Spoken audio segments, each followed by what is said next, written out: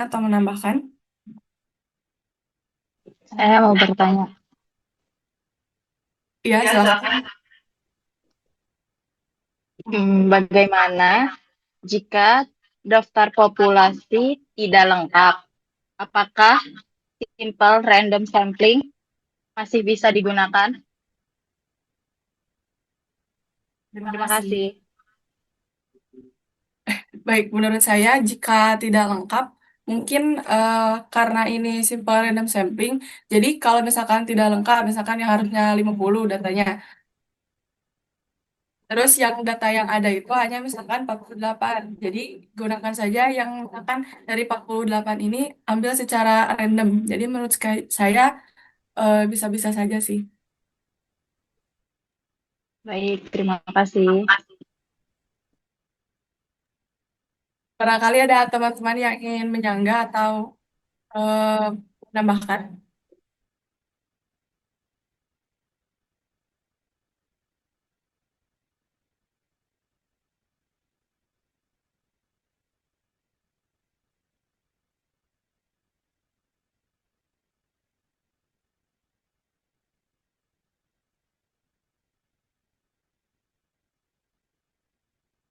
Baik, karena sejauh ini tidak ada yang ingin bertanya, maka presentasi saya kembalikan kepada Gina. Ya, Tanaya, Pak Wali tanya sedikit. Baik, Pak. Di simple random sampling atau sering dalam bahasa Indonesia itu sampling acak sederhana begitu ya. Nah, sampling acak sederhana, itu, paham? Ya, sampling acak sederhana itu merupakan bagian dari probability sampling ya, probability sampling. Nah, probability sampling. Sekarang Pak Wali tanya dulu sedikit. Apa bedanya probability sampling dengan non probability sampling? Nah, karena ya. Kan kemarin kita bagi itu menjadi dua. Teknik pengambilan sampel atau sampling itu kita bagi dua. Probability sampling dan non probability sampling. Nah, yang kamu bahas tentang simple random sampling merupakan bagian dari salah satu jenis probability sampling. Nah, probability sampling dan non probability sampling kira-kira bedanya apa enggak? Tahu enggak? Pak, eh, sepemahaman saya, kalau misalkan probability sampling ini, semua anggotanya, semua anggota populasinya ini memiliki peluang yang sama buat terpilih menjadi sampel. Kemudian cara yang dilakukan ini secara acak, contohnya menggunakan undian atau misalkan di spin gitu. Kemudian untuk kelebihan probability sampling ini hasilnya bisa lebih representatif gitu. Karena bisa dihitung probabilitas errornya. Sedangkan kekurangannya itu butuh data yang secara rinci gitu dan lebih ribet. Sedangkan untuk non-probability sampling, eh, tidak semua anggota populasinya ini bisa terpilih. Kemudian juga lebih bergantung pada pertimbangan kemudahan akses gitu. Kelebihannya sendiri, kalau misalkan non-probability sampling, dia lebih praktis dan lebih efisien lah dibandingkan probability sampling. Cuman kekurangannya ini dia kurang representatif gitu, Pak. Ya, bagus. Jawabannya sudah benar ya, karena ya terima kasih. Jadi perbedaan antara sampling dan non sampling, probability sampling dan non sampling itu di sana ya. Dalam pemilihan eh, apa namanya anggota ya untuk penelitian itu biasanya kalau non sampling itu kurang representatif. Kenapa? Karena pemilihannya itu dipilih oleh peneliti sendiri, sedangkan yang probability sampling itu lebih acak dan lebih memberikan hasil yang lebih bagus gitu ya. Oke, terima kasih Kanaya. Good. Kanaya, kamu asli dari mana ya? Lupa Pak Walid. Dari Tasik, Pak. Oh iya, Tasik ya. Jauh juga ya Tasik. Oke, nggak sia-sia dari Tasik ke sini. Nah, makasih Kanaya. Thank you. Ya, Kita ya. lanjutkan ya. Silakan Mbak Gina, Komding bisa dilanjutkan. Baik, terima kasih Bapak. Untuk teman-teman selanjutnya, apakah ada yang mau maju lagi? Saya makin. Oh, baik. Oke, Alisa ya. Delisa.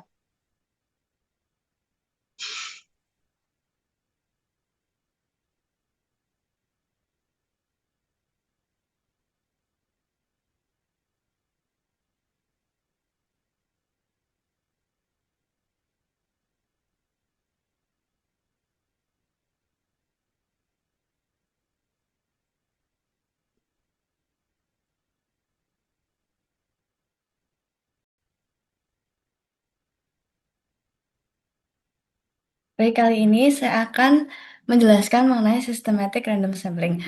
Assalamualaikum warahmatullahi wabarakatuh. Selamat siang Pak Wali dan teman-teman semuanya. Nah, jadi apa itu systematic random sampling? Systematic random sampling sendiri adalah pemilihan sampel dengan cara memilih setiap elemen ke K dari populasi yang sudah diurutkan setelah menentukan titik awal secara acak. Nah, contohnya apa sih di penerapan kita sehari-hari? Misalnya adalah memilih 10 mahasiswa SSD berdasarkan NIM, karena NIM itu kan sudah urut. Lalu mengambil setiap 5 rumah dari daftar alamat rumah warga untuk survei kependudukan sesuai nomor urut rumah. Nah, untuk rumusnya sendiri ada yaitu K sama dengan N besar dibagi N kecil. Lalu apa sih aplikasi yang bisa digunakan untuk systematic random sampling? Yaitu ada bisa menggunakan Excel, yaitu fungsi mod. Fungsi mod sendiri itu seperti semisal kita ada angka 30 dibagi sama 2. Nah, nanti fungsi mod itu akan menghasilkan sisanya. Tapi misal 30 dibagi 2 kan nggak ada sisa 15. Mungkin contoh lain 24 dibagi sama 5. Nah, misal nanti akan dikeluarkan sisanya itu. Lalu kita juga bisa menggunakan R atau Python dengan fungsi looping karena fungsi looping itu kan seperti mengulang-ulang. Jadi bisa untuk systematic random sampling yang intervalnya tetap. Lalu, untuk kelebihan dari systematic random sampling sendiri, tidak perlu membuat daftar acak penuh, cukup menetapkan interval saja. Lalu setelah itu, sampel cenderung tersebar merata di seluruh populasi. Namun kekurangannya, jika populasi memiliki pola tertentu yang berulang sesuai interval, sampel cenderung merata di seluruh populasi. Nah, eh, kapan systematic random sampling ini digunakan? Bisa digunakan di saat populasi memiliki urutan yang jelas dan juga bersifat relatif homogen.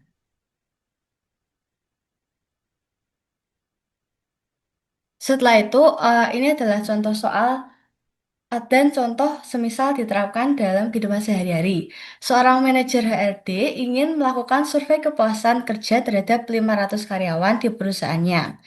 Karena keterbatasan sumber daya, ia memutuskan untuk mengambil sampel sebanyak 25 karyawan.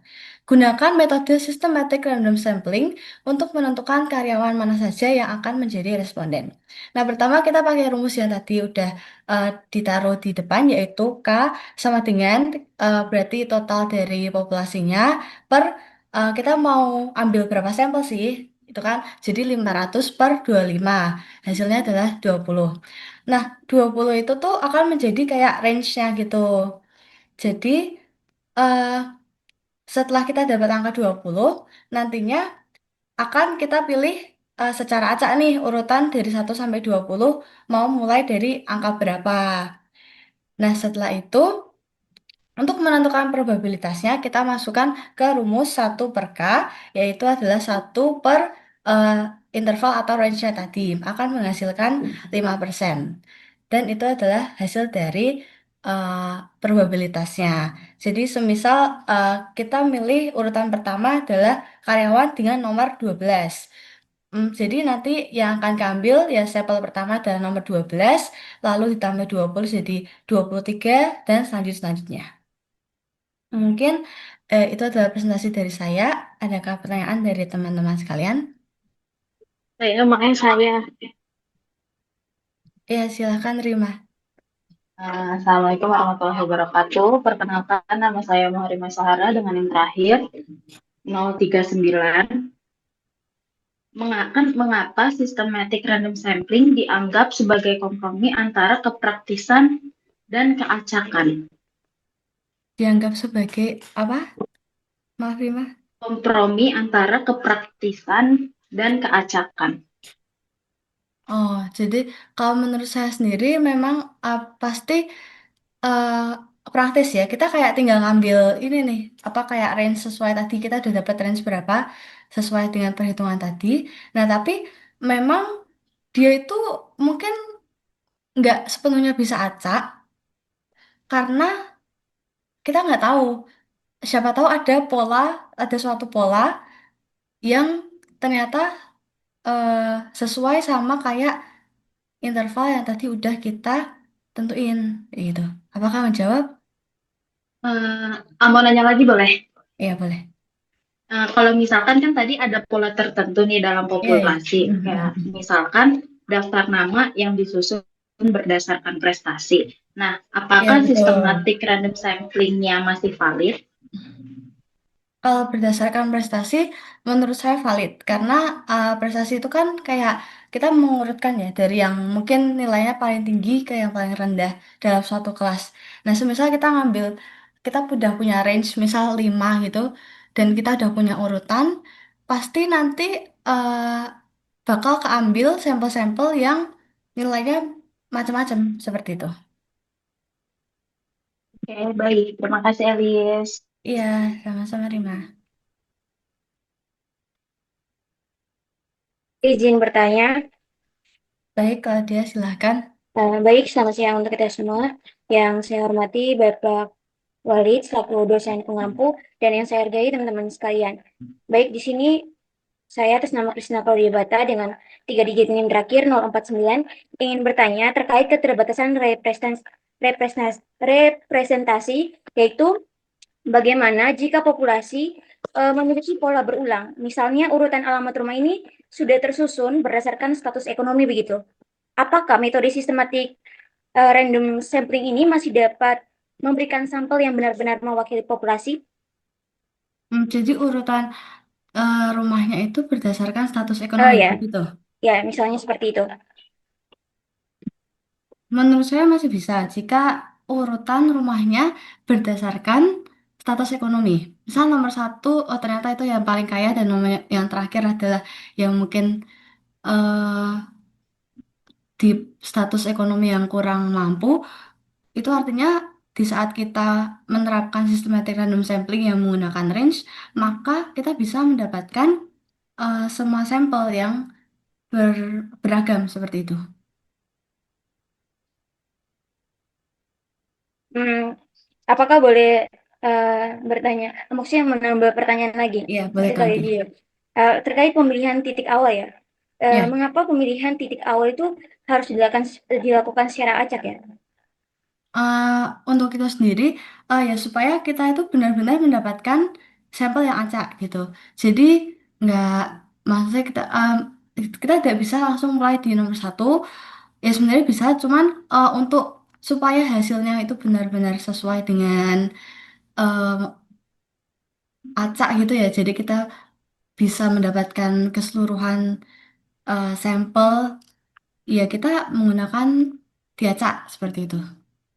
Apa ya, kalau nggak dilakukan secara acak, apa yang terjadi kira-kira? eh Sebenarnya Apakah tidak datanya itu tuh masalah. Jadinya Kalau nggak valid atau gimana gitu. Jadi sebenarnya bebas tidak, nih. oke, sebenarnya tidak masalah jika kita mulai dari nomor satu seperti itu, lalu kita terapkan range seperti tadi, misal range-nya 20 ya berarti kita ambil sampel nomor satu, nomor 20, habis itu nomor 40, seperti itu tidak masalah. Hanya penggunaan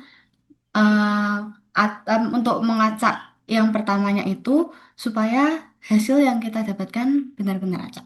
Itu hanya itu seperti untuk eh, menambah supaya hasil yang hasil sampel yang kita ambil itu benar-benar acak tanpa tanpa tanpa itu apa namanya subjektivitas diri kita seperti itu. Oh, ya, baik. Terima kasih, Lis. Ya, sama-sama Kak dia.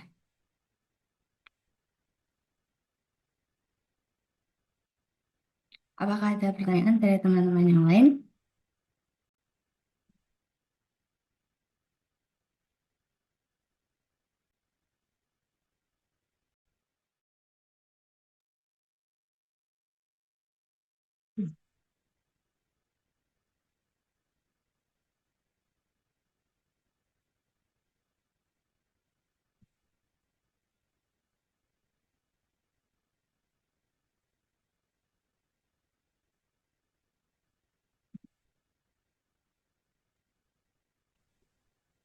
Mungkin kalau sudah tidak ada pertanyaan dari teman-teman, ada pertanyaan dari Pak Walid. Ya, saya menguatkan Mbak Alisa dan tadi yang bertanya sangat bagus ya. Kenapa yang pertama harus acak gitu ya? Ya, kenapa harus acak? Nah, ini aturan yang diterapkan di dalam sistematik random sampling. Di situ ada kata-kata namanya random sampling. Artinya harus ada sesuatu yang acak di sana ya, yang sifatnya di setiap sampel yang dipilih itu mempunyai peluang yang sama sehingga tidak menunjuk atau tidak dipilih secara pasti oleh peneliti. Maka di sana ada istilah random sampling. Disitulah memang kekhasannya. Baru setelah itu nanti kedua dan seterusnya itu boleh tidak acak, bahkan mungkin disesuaikan atau ditentukan. Ya, jadi inilah beberapa ciri khas pemilihan sampel didasarkan pada kelompok probability sampling. Begitu Mbak Alisa, ya semuanya bagus ya pertanyaannya, oke. Ya dari Pak Walid itu, terima kasih Mbak Alisa dan semuanya tadi. Baik, Monggo terima bisa kasih Pak dilanjut. Walid.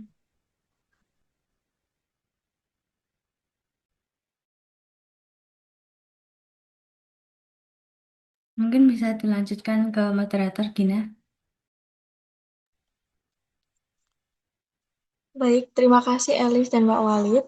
Untuk selanjutnya dari teman-teman, apakah ada yang mau lagi untuk yang ketiga?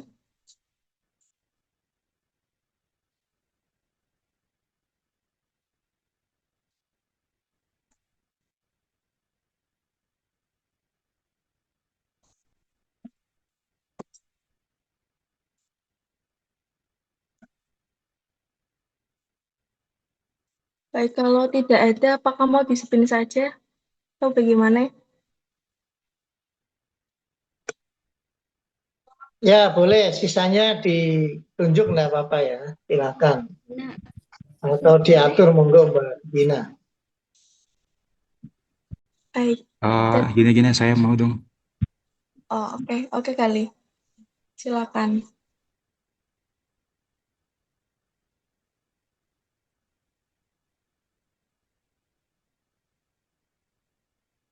Elis tolong di stop share screen dulu. Oke, maaf.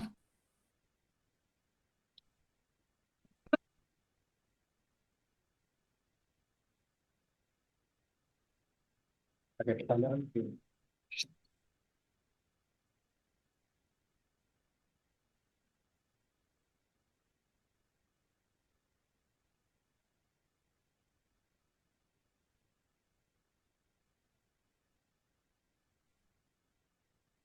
Baik, teman-teman sekalian dan Pak Wali, di sini saya akan mempresentasikan stratified random sampling.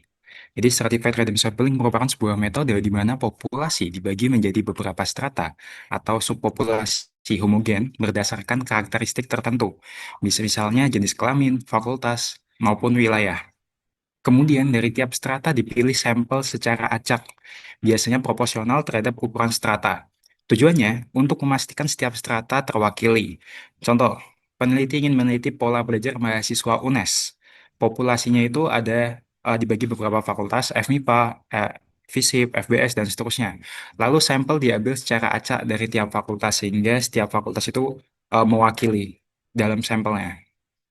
Kemudian kelebihan dari stratified random sampling merupakan yang pertama lebih representatif karena setiap segmen atau strata terwakili. Yang kedua mengurangi bias karena kemungkinan kelompok penting atau strata yang penting yang tidak terpilih itu kecil. Yang ketiga fleksibel dalam analisis bisa membandingkan antar segmen atau strata, misal perbedaan pendapatan antar segmen.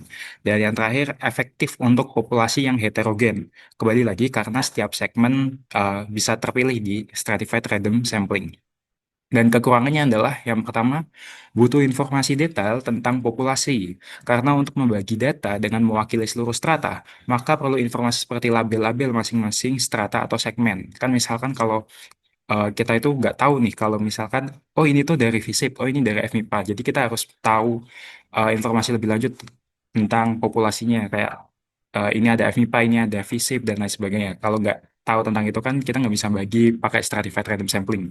Dan yang kedua ada lebih rumit secara teknis. Dan yang ketiga butuh jumlah sampel di tiap strata. Masing-masing populasi strata harus proporsional. Misal kita mengambil sampel strata A, B, C, diambil 5 sampel. Namun ternyata populasi A hanya 3, ya itu tidak bisa. Baik, mungkin cukup sekian teman-teman presentasi dari saya. Apakah ada yang ingin ditanyakan?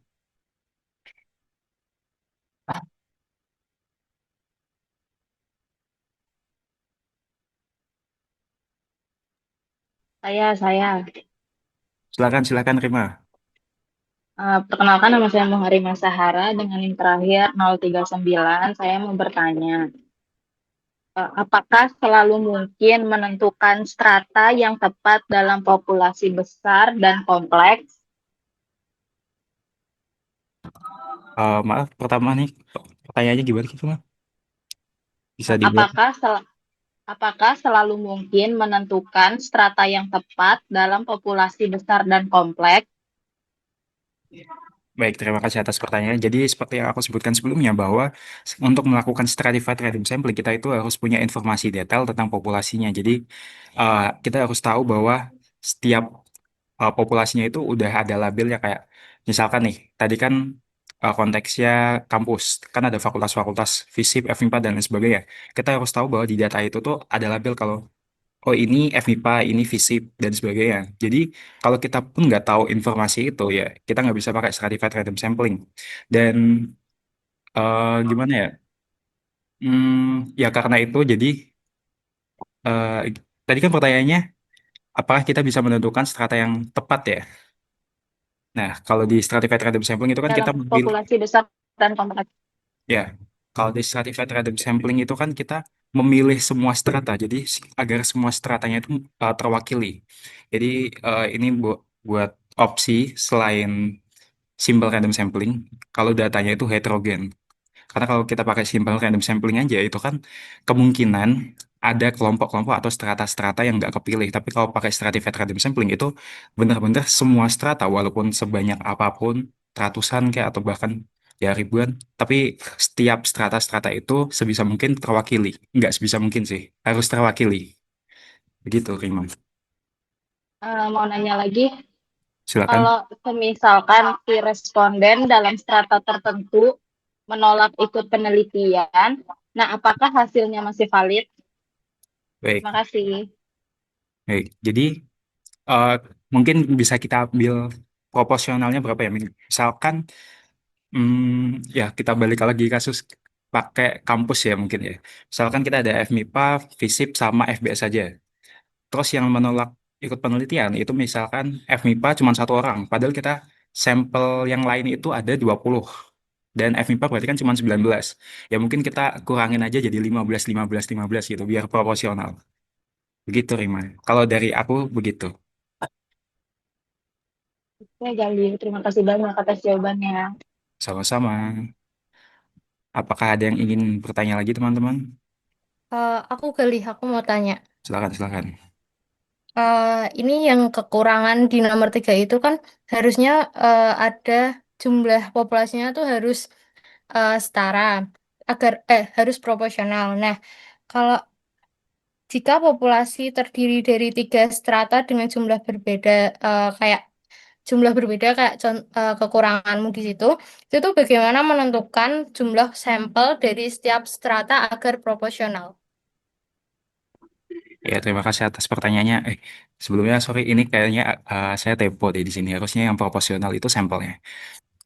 Misalkan kan kalau populasinya ini kayak gini ya, A sampai C itu diambil 5 sampel, tapi ternyata populasi A itu hanya 3 sampel. Itu berarti kan eh, sampelnya yang nggak proporsional harusnya. Jadi mungkin bisa disesuaikan misalkan kebutuhan setiap strata gitu. Gitu, Salva. Apakah sudah Oh, menjawab, Salva? oke, baik-baik. Ini Paham. ini typo. Harusnya ini sampelnya yang proporsional. Izin bertanya, Mas Dori. Silakan Claudia. Baik, selamat siang. Perkenalkan nama saya Kristina Claudia Bata dengan 3 digit NIM terakhir yaitu 049. Di sini saya ingin bertanya terkait proporsionalitas sampel, yaitu bagaimana jika ukuran stratanya sangat kecil, misalnya hanya 1 sampai 2 orang saja gitu. Apakah tetap diikutkan dalam sampel atau diabaikan? Dan apakah ada konsekuensinya terhadap validitas hasilnya gitu? Baik, terima kasih atas pertanyaannya. Jadi mungkin tetap harus dilibatkan menurut saya, tapi cuman Hmm. konsekuensinya adalah eh, mungkin agak jomplang. Misalkan kita ingin membandingkan produktivitas, misalnya produktivitas masing-masing strata setiap bulan gitu. Misalkan ada pekerjaan senior, yang level senior, junior, dan manajer gitu. Oke. Terus kita ingin membandingkan pekerjaan setiap strata ini dalam kurun waktu 1 minggu. Nah, kalau kita mengambil sampel, misalkan manajer 3 orang, atau senior 3 orang, terus yang junior cuman 1 orang, nah itu kan tetap bisa tuh, tetap bisa dibikin line chart gitu, tetap bisa nge-track. Cuman nanti kan jumlahnya yang junior itu karena cuma 1 orang, itu dia kayak kelihatan jomplang banget gitu. Mungkin itu bisa jadi bias. Oh ya, benar-benar. Kalau menurut saya begitu. Ya. Kemudian untuk efektivitas pada populasi homogen misalnya, apakah metode ini masih efisien digunakan jika populasi ternyata homogen atau tidak ada perbedaan berarti antara stratanya gitu? Gimana? Baik, kalau menurut saya kalau homogen itu bisa menggunakan yang simple random sampling, karena kalau Hmm. homogen itu kan cuma satu strata ya. Jadi tidak perlu dibagi strata. Jadi mungkin lebih baik pakai yang simple random sampling. Ah, oke, baik. Terima kasih Mas Gali. Sama-sama. Baik, teman-teman, apakah ada yang ingin bertanya lagi?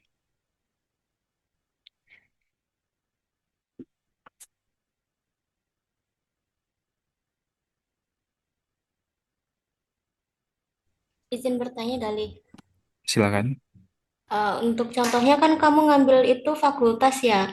Iya. Kenapa fakultas itu masuknya ke strata bukan di klaster? Kan fakultas itu bukannya satu strata ya? Hmm, ya ini kan eh, aku mau ngambil konteksnya mahasiswa UNES ya. Jadi kita anggap aja biar representatif apakah mahasiswa FMIPA itu cara belajarnya gimana, karena fakultasnya itu yang menjadi stratanya. Tapi Kenapa mungkin, kamu nggak ngambilnya strata S1, S2, S3 gitu? oh bukan strata di sini konteksnya bukan yang strata eh, tingkat sarjana gitu-gitu, bukan. Tapi kayak kelompok.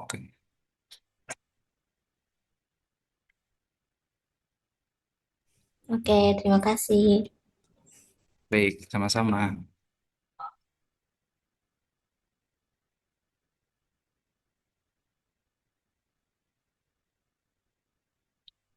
Apakah ada yang ingin bertanya lagi, teman-teman?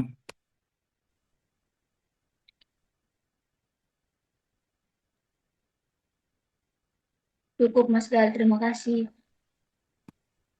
Baik, sebelum saya tutup, mungkin dari Pak Walid, apakah ada masukan atau pertanyaan, Pak?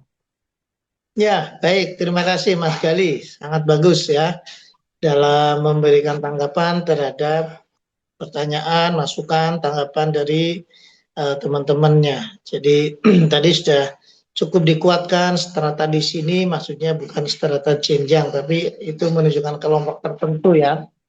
Jadi bukan strata S1, S2 atau S3, kira-kira itu. Sehingga di jenis yang ketiga ini juga masih menjadi kelompok dari probability sampling ya, yang tentunya juga ada tentu kaidah atau aturan yang diterapkan dalam jenis ketiga ini ya. Saya rasa itu Mas Gali sudah bagus. Tadi pengambilan contohnya juga sudah tepat ya. Oke, bisa dilanjutkan. Terima kasih Gali. Baik, terima kasih teman-teman dan Pak Walid atas masukan dan pertanyaannya. Sekian, terima kasih. Baik, terima kasih Kali dan Pak Walid. Untuk selanjutnya dari teman-teman ada yang mau presentasikan lagi?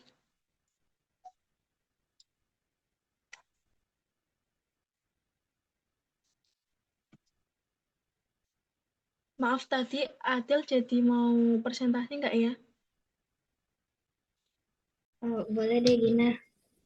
Oke, silakan Adil.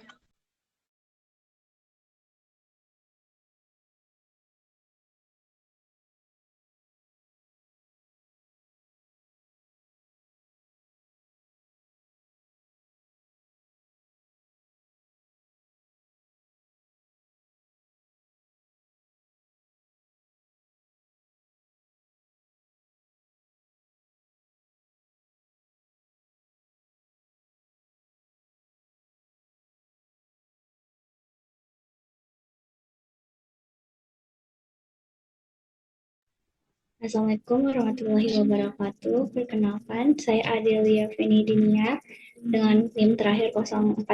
Di sini akan menjelaskan clustering sampel. Itu metode clustering sampling adalah metode di mana diasumsikan bahwa populasi memiliki kelompok-kelompok yang satu sama lain memiliki karakteristik yang hampir sama. Menurut Jailani pada 2023. Metode yang digunakan itu mengambil sampel secara random, perlu dibuat clustering atau kelas sehingga lebih mudah. Teknik sampling daerah ini sering digunakan melalui dua tahap, yaitu tahapan pertama menentukan sampel daerah dan tahap berikutnya menentukan orang-orang yang ada pada daerah itu secara sampling juga. Di sini ada kekurangannya. Kekurangannya itu dapat menyebabkan bias sampel dan kesalahan sistematik jika pemilihannya kurang tepat. Yang kedua itu jika clustering tidak homogen satu sama lain, maka sampel akhirnya mungkin tidak representatif terhadap populasi. Kelebihannya, jika populasi tersebar di wilayah geografi yang luas, clustering sampling dapat mengurangi biaya. Kedua, itu membutuhkan lebih banyak waktu dan usaha dibandingkan teknik lebih sedikit membutuhkan waktu dan usaha dibandingkan teknik lainnya. Yang ketiga, tidak memerlukan daftar lengkap seluruh elemen populasi. Dan yang keempat, itu peneliti cukup mendapatkan sekelompok salah. Maaf Pak. Maaf teman-teman semua.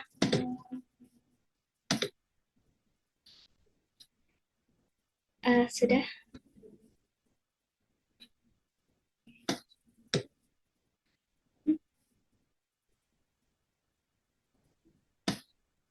Yang keempat, yaitu peneliti cukup mendapatkan sekelompok elemen dalam satu wilayah geografi. Misalnya contohnya adalah pemerintah ingin meneliti pola gizi masyarakat di Indonesia, yaitu berarti populasinya itu seluruh penduduk Indonesia. Untuk mempermudah, maka pemerintah itu menggunakan clustering sampel. Clustering yang pertama itu kan Indonesia. Indonesia itu clustering yang pertama itu memilih provinsi-provinsi secara acak. Itu jadinya clustering yang pertama. Nanti clustering kedua, dari clustering pertama itu diambil lagi kabupaten atau kota di dalam kelompok provinsi tersebut. Yang ketiga, clustering ketiga itu di dalam kabupaten dan kota yang sudah didapatkan tadi, dipilih lagi beberapa desa dan kelurahan yang ada di dalam clustering tadi.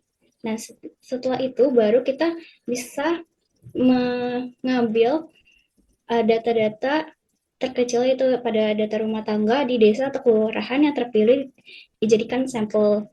Jadi menghemat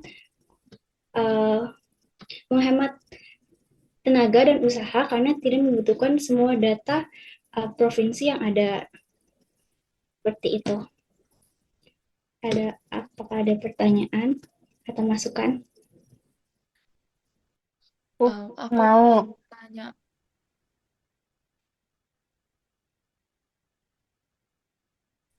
Perkenalkan, nama saya Muharimah Sahara dengan NIM 039. Ya. Mau tanya, kalau semisalkan klaster ukurannya sangat berbeda, bagaimana cara mengatasinya? Terima kasih. Contohnya misalnya provinsi, kependudukan provinsi yang berbeda-beda seperti itu. Jumlahnya tidak sama, seperti apa, maaf? Ya. Berarti kita bisa membuat clusteringnya itu sesuai yang homogen. Misalnya, sehingga clustering itu bisa yang homogen. Jadi kita nantinya memilih dari clustering tersebut yang sudah homogen. Jadi satu clustering itu memiliki representatif data mereka seperti itu. Gimana ya? Bisa sebenarnya digunakan. Oke, terima kasih. Kurang nggak? Maaf banget. Ya. Nggak apa-apa. Sudah cukup. Terima kasih. Ada lagi? Aku izin tanya. Ya, boleh. Sebelumnya, perkenalkan, nama saya Nora Bedinta Nadina dengan NIM 032. Nah, di kelebihan ini kan dituliskan bahwa jika populasi tersebar di wilayah geografi yang luas, cluster sampling dapat mengurangi biaya. Nah, apakah kalau dalam kondisi populasi yang sangat luas dan tersebar secara geografis itu, apakah lebih baik menggunakan cluster sampling atau stratified random sampling? Terima kasih atas pertanyaannya. Nah, di sini kan kalau certified random sampling kan membutuhkan semua data. Jadi kalau untuk clustering, jadi kita sudah memilih terlebih dahulu provinsi-provinsi, kabupaten-kabupaten apa yang akan dipilih, sehingga itu menurut saya lebih mudah untuk digunakan. Jadi lebih efisien, tetapi walaupun lebih akuratan pakai menggunakan certified random sampling. Seperti itu. Apakah sudah terjawab? Ya, baik, sudah.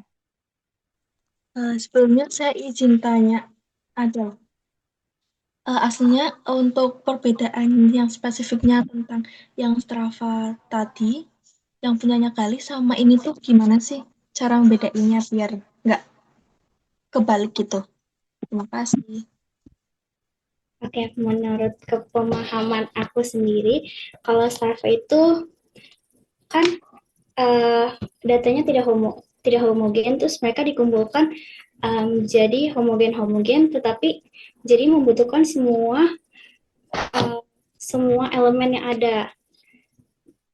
Sedangkan kalau misalnya clustering, kita tuh mengklasterkan dulu provinsi misalnya mengklasifikasikan dulu, misalnya perempuan, laki-laki, terus baru dipilih, baru datanya itu diambil.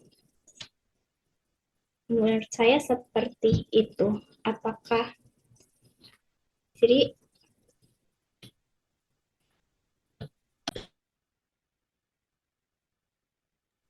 apakah menjawab?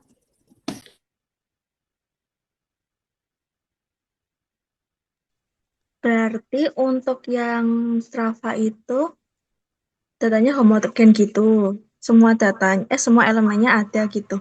Apa gimana sih yang terus kalau klaster diklasterin dulu kayak misal datanya laki-laki sama perempuan dipisah baru bisa diambil gitu. Apa gimana? Maaf, maaf. Ini kan misalnya dari contohnya itu kan negara. Negara dibagi menjadi dari provinsi yang acak, misalnya kita ada 30 provinsi. Terus kita ambil acak provinsi tersebut, misalnya mengambil setengahnya dari provinsi tersebut. Terus dari provinsi tersebut kita pilih lagi secara acak untuk kabupaten atau kota yang terpilih. Nah, habis kabupaten kota yang sudah terpilih, baru kita milih lagi desa dan kelurahan yang akan kita pilih, baru kita sampai ke rumah tangga di desa dan kelurahan yang terpilih tersebut. Seperti itu. Oke, terima kasih ya, Tel. Sama-sama. Apakah ada yang ingin bertanya lagi atau menyampaikan pendapat? Dan izin bertanya, Ya, aku mau nanya terkait bias sistematis ya. Nah, ini kan di sini kamu memberitahukan untuk kekurangannya itu dapat menyebabkan bias sampel dan kesalahan sistematis kan.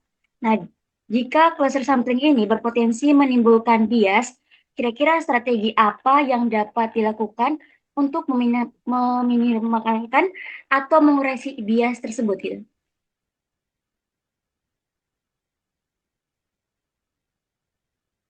oke, terima kasih atas pertanyaannya.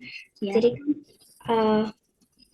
agar mengurangi bias, kita harus mengetahui dulu apa yang kita data apa yang kita butuhkan, dan juga kita harus memilih data-data clustering yang lebih banyak. Jadi misalnya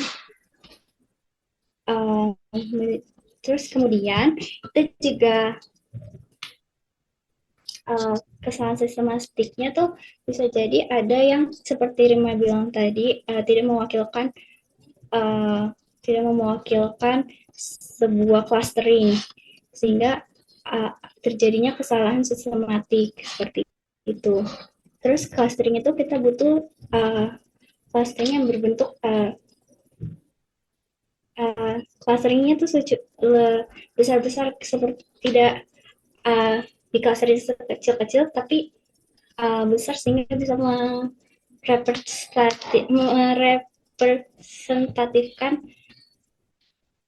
data-data yang ada. Terus kita juga seperti itu sih menurut aku.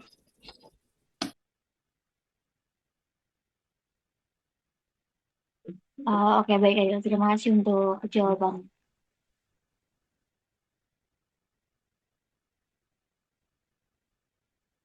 Oke, kalau ada pertanyaan lagi.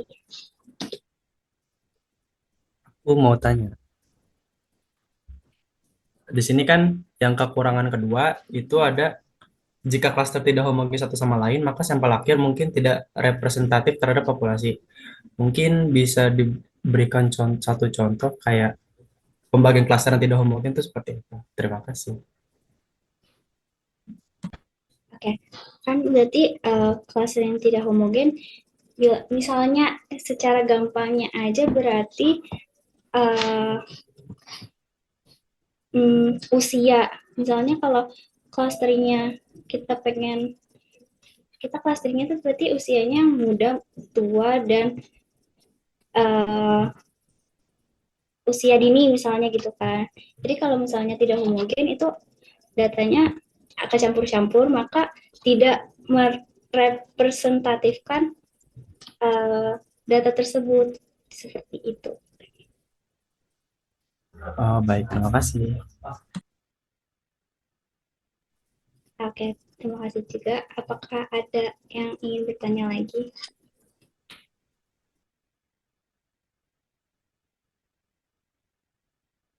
Oke, sepertinya sudah. Aku balikin ke moderator Gina. Terima kasih.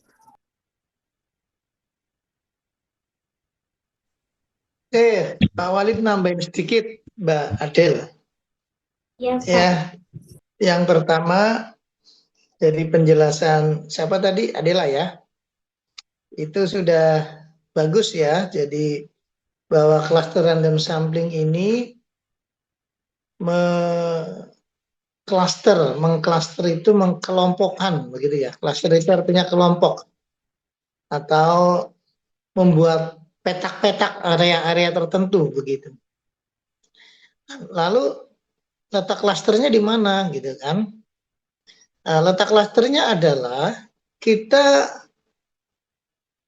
memilih populasi dengan mengkondisikan populasi itu didasarkan pada kelompok-kelompok tertentu dengan area tertentu. Bisa misalkan kelompok geografis gitu ya. Bisa misalkan kelompok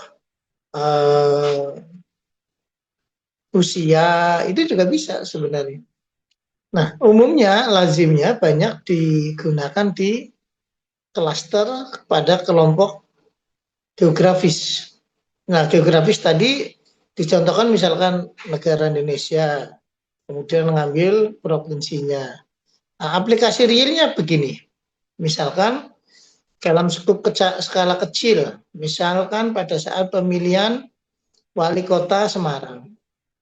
Wali kota Semarang itu secara geografis ada 14 kecamatan, gitu ya. Nah, 14 kecamatan itu populasinya adalah kota Semarang, kemudian kita mengambil kelompok-kelompoknya ada 14 kecamatan, lalu kemudian di area-area 14 kecamatan itu kita pilih sampelnya secara acak. Nah, di setiap kecamatan mungkin ada kelurahan-kelurahan. Ya, contoh misalkan di Gunung Pati yang kalian tinggali, UNES itu ada 14 kelurahan misalkan. Nah, 14 kelurahan itu kita pilih sampelnya secara acak. Turun lagi ke bawah. Misalkan di setiap kelurahan ada 8 RW. Di setiap RW ada 4 RT. Nah, itu kita ambil sampelnya. Setiap RT ada banyak rumah. Nah, kita pilih. Pilihnya yang representatif. Misalkan ada yang bagian pegawai, warga biasa, petani, atau guru. Itu representatif. Istilah representatif itu maknanya apa? Representatif itu artinya terwakili secara baik.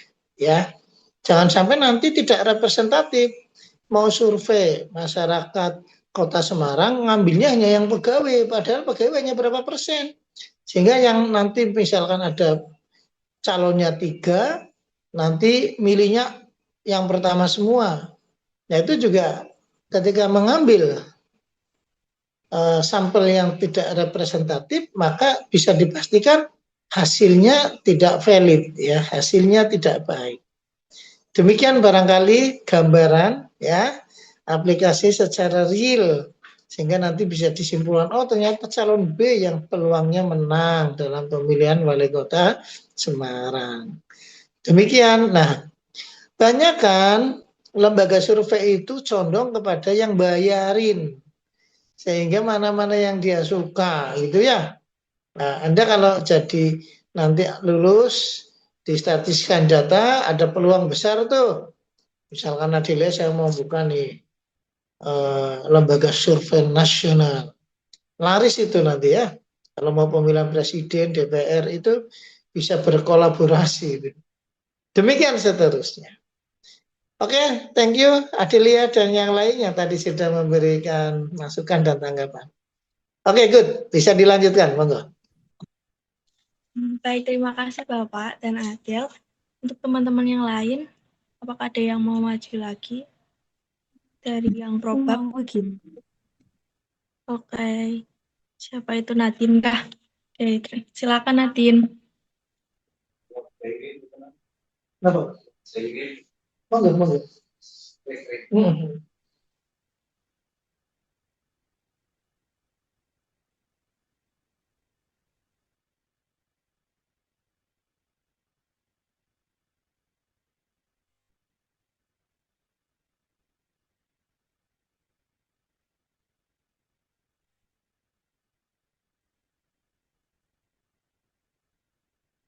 Oke, sebelumnya perkenalkan, nama saya Dianara dengan 3 digit NIM terakhir 024.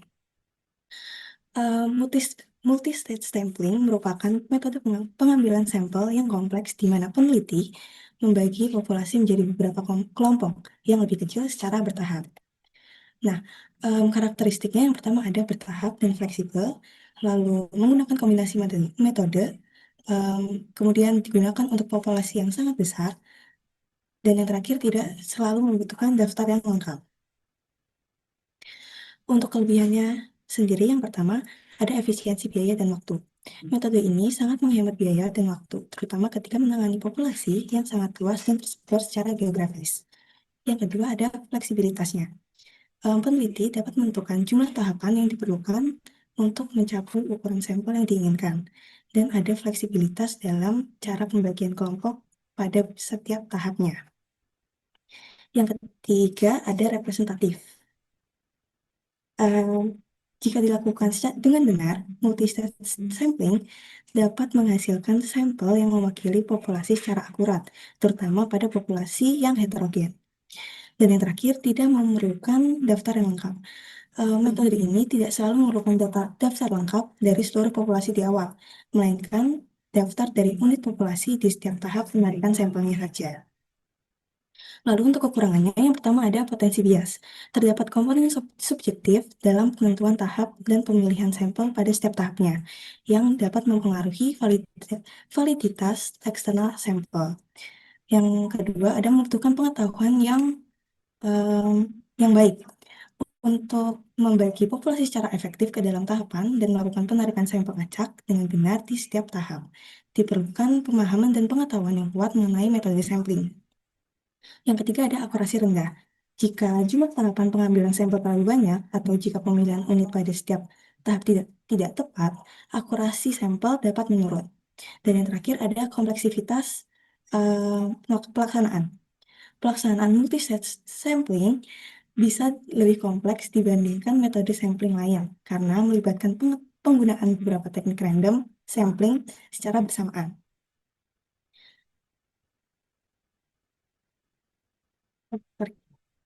Untuk contohnya, di sini ada contoh BPS ingin meneliti konsumsi rumah tangga di Indonesia. Yang kita lakukan pertama itu pilih beberapa provinsi secara acak yang ada di Indonesia.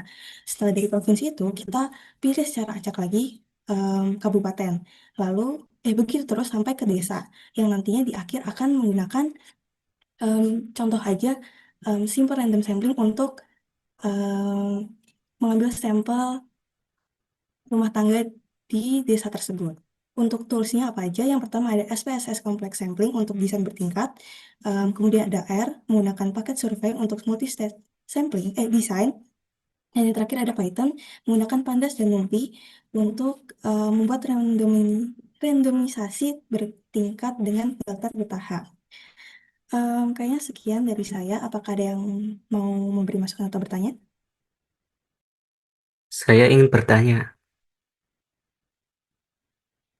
Oke, boleh. Perkenalkan, saya Salis Endorofi dengan NIM 3 digit terakhir 030. Pertanyaan saya adalah, apa perbedaan dari multi-stage sampling sama cluster sampling? Terima kasih. Oke, makasih buat pertanyaannya. Jadi perbedaan yang em, ada itu tuh kalau cluster sampling itu cuma berkutat cuma menggunakan metode cluster aja. Tapi kalau multi-stage sampling itu menggunakan beberapa teknik. Contohnya kayak cluster, terus simple random sampling, stratified sampling dan lain sebagainya kayak gitu. Apakah terjawab?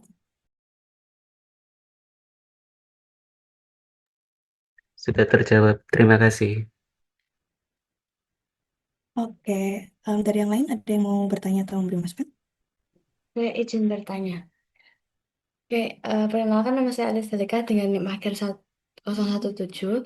Berarti inti dari multi-stage sampling ini, eh, kita membagi dulu berdasarkan keinginan peneliti menjadi kelompok-kelompok tertentu yang lebih kecil, baru setelah itu kita menggunakan metode sampling lainnya secara random seperti itu, atau bagaimana? Betul. Jadi di akhir nanti kita bakal sebenarnya dalam serangkaian ini tuh bakal milih teknik mana aja yang mau kita pakai yang lebih efektif dan efisien gitu. Oke, baik Nadine, terima kasih. Oke, dari yang lain adakah yang mau memberi masukan atau bertanya lagi? Aku Nadine mau tanya, yang di karakteristik multi-stage sampling itu kan tadi ada bertahap dan fleksibel. Nah, bagaimana fleksibilitas dalam multi-stage sampling dapat mempengaruhi keakuratan hasil penelitian dan maksud fleksibel itu tuh gimana ya? Oke, makasih buat pertanyaannya, Salva. Buat fleksibel ini tuh lebih ke arah kita bebas mau pilih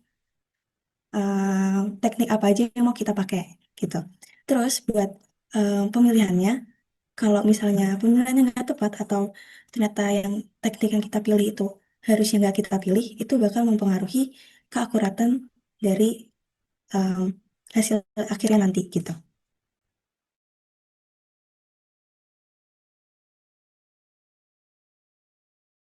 Oke, makasih Nadine buat penjelasannya. Oke, dari yang lain ada yang mau bertanya atau mau bermasukan lagi? Halo Nadine, Oke, halo. aku ya, perkenalkan nama saya Fisca Aulia Putri dengan NIM 3 digit terakhir 064. Dalam multi-stage sampling ini, halo, apakah suara terdengar? Dengar. Oke, dalam multi-stage sampling ini, bagaimana cara memastikannya bahwa setiap tahap dalam multi-stage sampling ini tetap representatif terhadap populasi yang sangat banyak itu? Cukup. Oke, makasih pertanyaannya, Ica. Em, untuk menentukannya, em, dari beberapa bisa diklasifikasiin dulu. Kita tuh mau nyari apa dulu sih? Misal tadi contohnya kayak em, apa ekonomi rumah tangga gitu. Itu kan kita punya data di Indonesia. Terus nanti kita klasterin lagi ke provinsi, terus kita ke kabupaten, kota, terus habis itu ke desa, dan yang terakhir kita pakai simple random sampling buat ngambil sampel di desanya itu. Sebenarnya em, bisa tinggal disesuaikan aja sih sama kebutuhan yang kita perluin gitu. Apakah menjawab? Baik, terima kasih atas penjelasannya, Nadine. Oke, dari yang lain apakah ada yang mau bertanya atau memberi masukan lagi?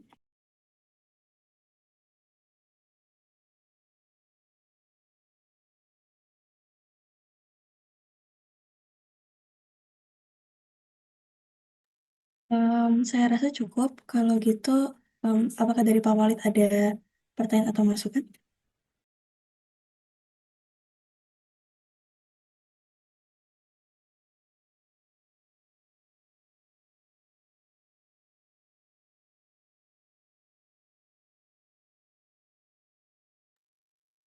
Oke, kayaknya nggak ada.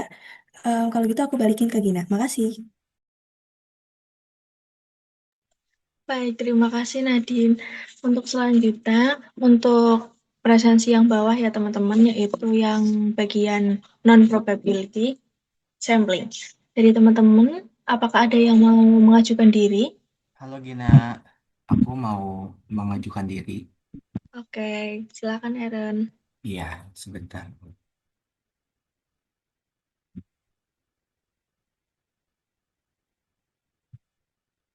Oh iya teman-teman, untuk 3 penanya saja ya, karena kan waktunya biar cukup juga. Terima kasih. Hmm.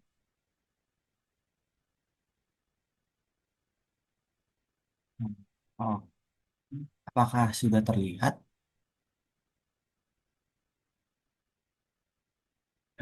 Sebentar. Lihat.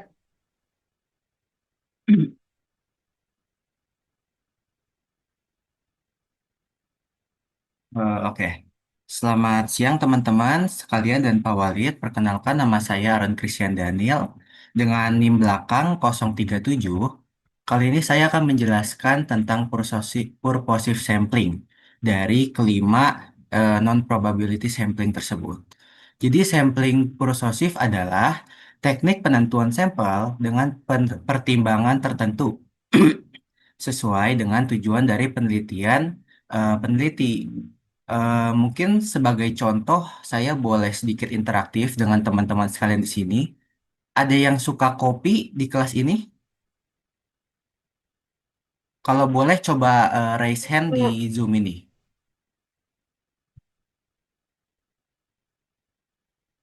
Wah, ada Muharima, Sahara yang raise hand. Oke, jadi ada cukup banyak ya. Oke. Nah, kenapa saya menanyakan hal ini? Karena processive sampling ini sangat condong dengan kesukaan atau kebiasaan dari teman-teman sekalian. Jadi, sebagai contoh, makanya saya mengambil kopi sebagai em, contoh yang baik. Karena kenapa? Ketika saya melihat, oh ternyata di sini ada 30 orang menyukai kopi dari 50 orang di SSD. Berarti dia memiliki kriteria tertentu, yaitu apa? Mereka memiliki pertimbangan suka kopi. Nah, untuk key karakteristik yang kedua, ada populasi khususnya. Populasi khususnya siapa? Orang yang menyukai kopi. Dan tidak ada randomisasi. Nah, teman-teman mungkin tidak ada randomisasi ini cukup sulit dipahami karena belum ada penjelasan dulu mengenai non-probability sampling itu apa. Jadi akan saya jelaskan untuk non-probability sampling ini memiliki dua syarat. Mungkin saya boleh sedikit balik ke belakang. Jadi syarat pertama itu harus ada randomisasi. Eh, harus tidak ada randomisasi sehingga syarat keduanya itu tidak memiliki peluang yang sama untuk dipilih. Nah, karena yang penyuka kopi itu hanya ada misalkan 30 dari 50, berarti persentase dari orang yang menyukai kopi itu 100. Sedangkan yang tidak menyukai kopi itu 0%. Begitu teman-teman. Mungkin ada yang ingin bertanya dari penjelasan saya. Terima kasih.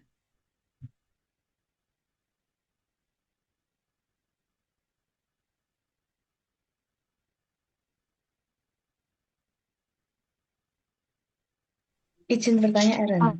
Iya, Aku silahkan Aaron. Elis. Oh iya. Oke, perkenalkan nama saya Alis Delika dengan NIM akhir 017. Berarti eh, kan semisal nih dari contoh yang kamu kasih, kita punya 30 orang dari 50 orang suka kopi. Nah, lalu bagaimana jika kita ternyata cuman ingin mengambil 10 sampel seperti itu? Oh, itu sangat bisa ya untuk diambil karena purposive sample ini teknik atau yang ditekankan itu hanya pertimbangan tertentu saja. Semisal 10 sampel itu sudah mencukupi untuk penelitiannya dengan tujuan penelitiannya, itu sangat boleh. Namun, tetap disarankan agar sampling processive ini tetap memiliki sampel yang cukup banyak agar tidak menimbulkan kekeliruan dalam tujuan penelitian dari para peneliti tersebut. Terima kasih.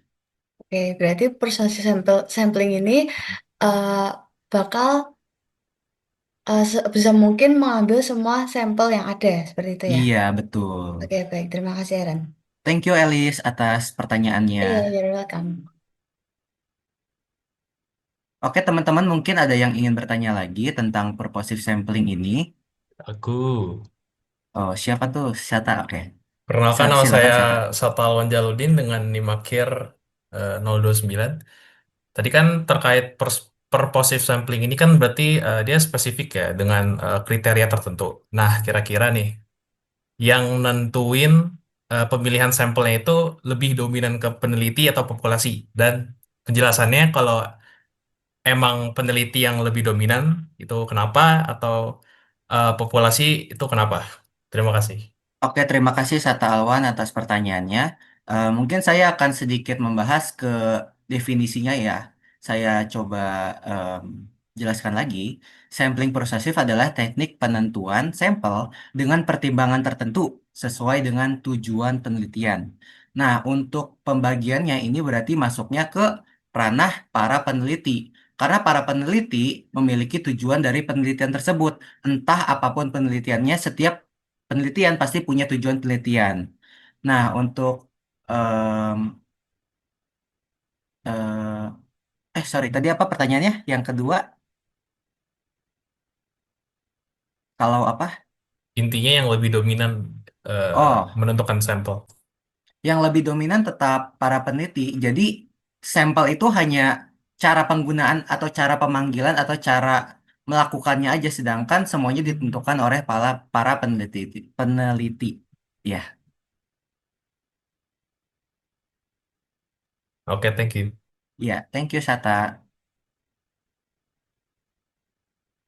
Maaf ya tadi jawabannya agak sedikit membingungkan. Atau teman-teman mungkin di sini masih kekurangan atau memiliki kekeliruan terhadap purposive sampling ini.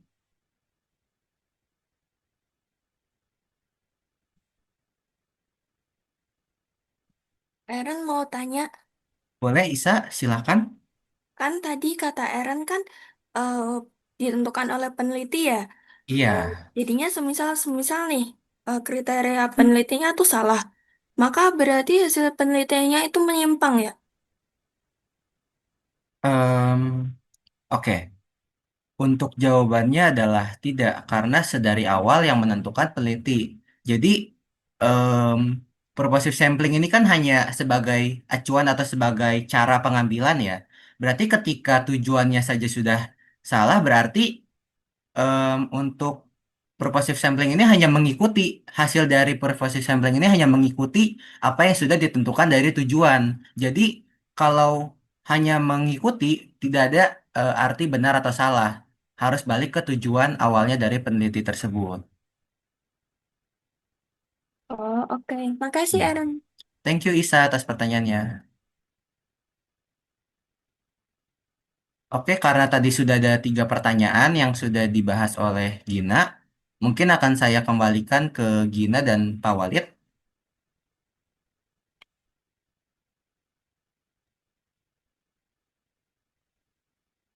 Baik, Aaron, terima kasih ya.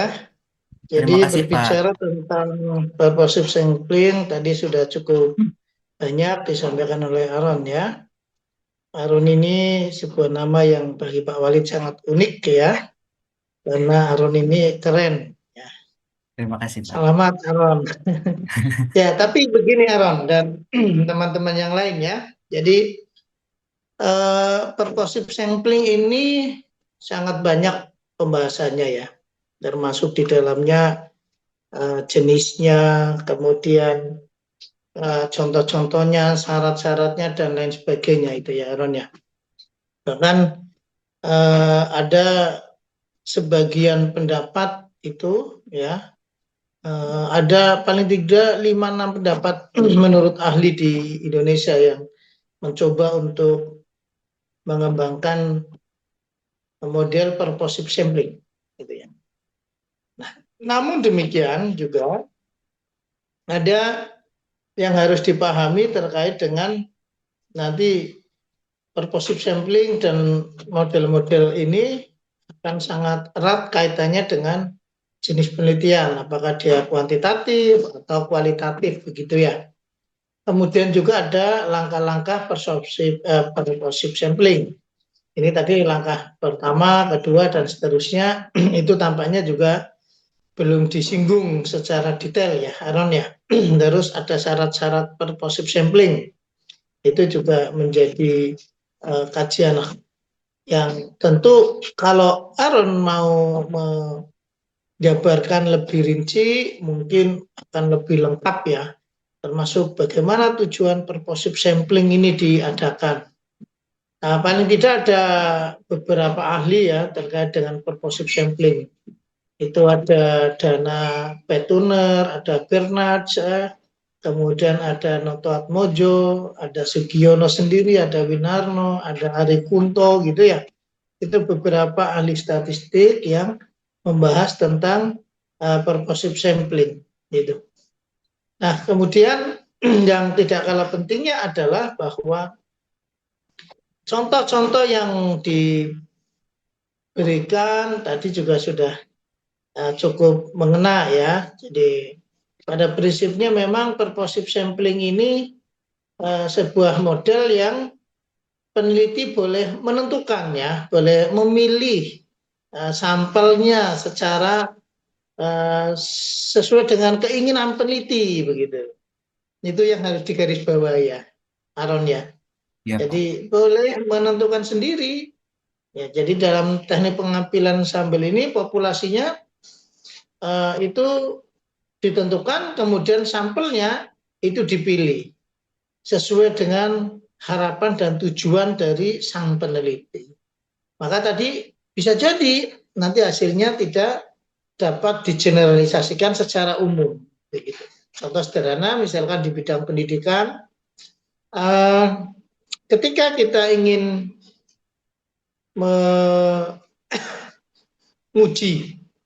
apakah pembelajaran segitiga di SMP kelas 1 ini di sebuah sekolah, misalkan sekolah SMP 24 kelas 1E ini sudah bisa tuntas belajarnya apa belum dengan rata-rata minimal 7. Nah, kemudian dites. Nah, setelah dites ternyata ada hasil yang nilainya tinggi, ada hasil yang nilainya rendah, dan seterusnya ada yang menengah. Lalu kita ingin tahu dari yang hasilnya tinggi, yang menengah, dan yang rendah, itu sebabnya apa? Lalu kita melakukan tes yang namanya wawancara, atau sering orang mengatakan sebagai triangulasi data, ya, data sumber. Bisa dengan data manusianya. Nah, kita pilih dari yang 3 kelompok, misalkan yang tinggi ada 9 orang, yang sedang ada 20 orang, yang rendah ada 7 orang. Nah, masing-masing diambil satu-satu. Nah, kita pilih secara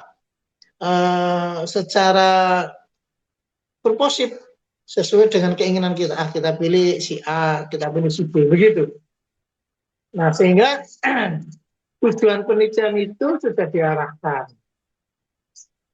Begitu seterusnya. Ya, Aram. Jadi cukup banyak yang bisa disajikan di purposive sampling ini. Tapi pada garis besarnya sudah cukup mengena ya. Terima kasih Aaron, dan yang tadi banyak yang memberi masukan dan pertanyaan. Ini artinya Aaron sangat menarik untuk teman-teman ini ya. Thank you Aaron. Ya, terima Bisa kasih Pak dilanjut. Walid, terima kasih Pak Walid dan Ya. teman-teman, dan juga terima kasih atas saran, masukan, serta pembelajaran tambahan dari purposive sampling ini, Pak. Oke, akan saya tutup share screen-nya sebentar ya. Oke, terima kasih. Oke, terima kasih kembali Eren dan Pak Walid. Untuk teman-teman selanjutnya, adakah yang mau mengajukan diri dari absen bawah?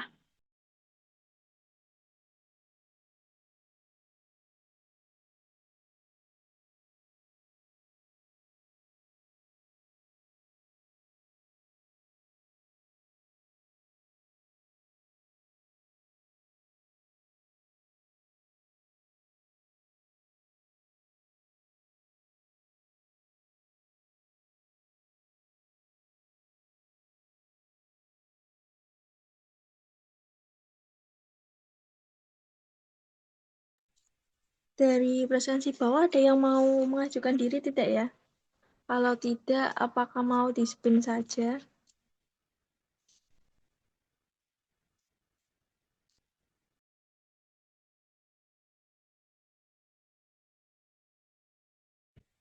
Aku Kim. Oke, boleh. Kita silakan.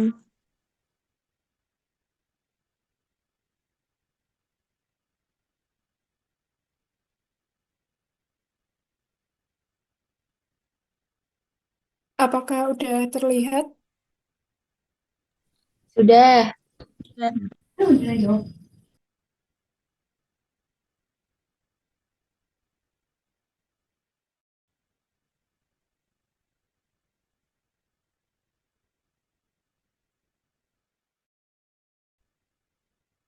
Baik. Sebelumnya perkenalkan saya Rika Pramestia Putri dengan NIM terakhir 044.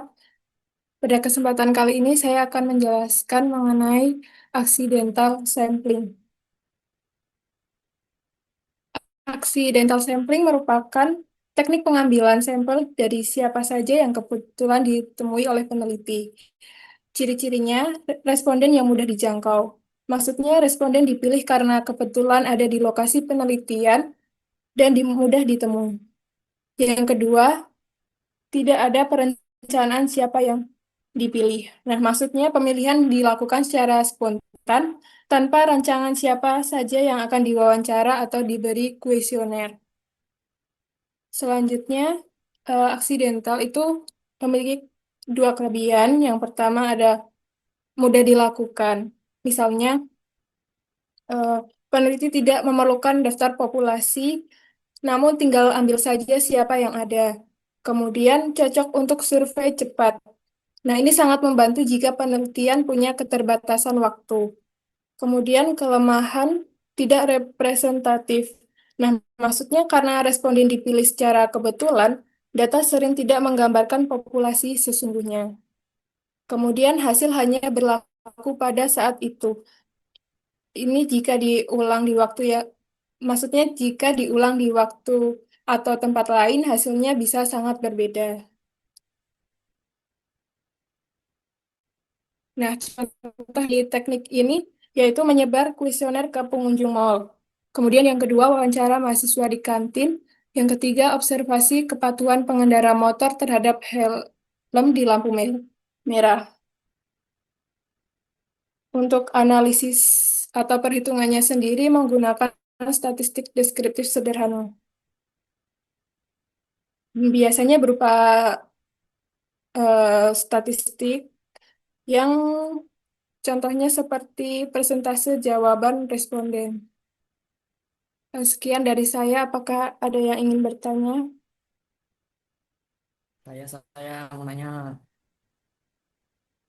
Silahkan. Ya, perkenalkan nama saya Dimas Pasa Krilian dengan NIM akhir 0026. Nah, kan tadi disebutkan bahwa hasil accidental sampling hanya berlaku pada saat itu. Nah, bagaimana cara peneliti menangani perbedaan hasil bila survei yang sama dilakukan di tempat atau waktu yang berbeda? Mungkin itu saja.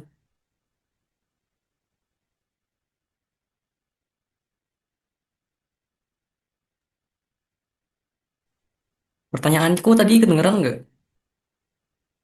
Maaf, aku sinyalnya agak putus-putus. Boleh diulang?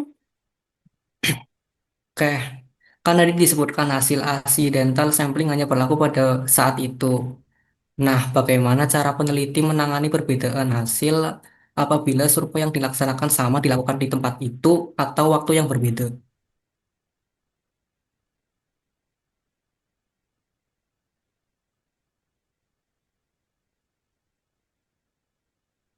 Apa masih saya lambatin lagi pertanyaannya? Loh,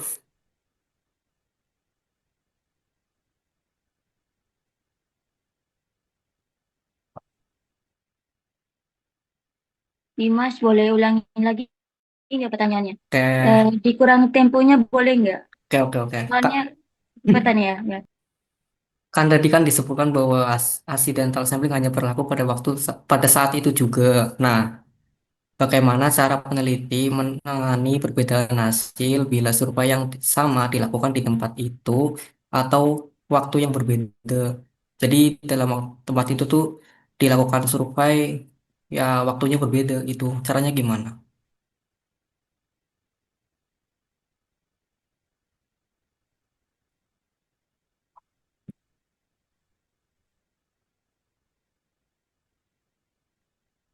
Kayak mungkin saya ketik aja ya guys ya.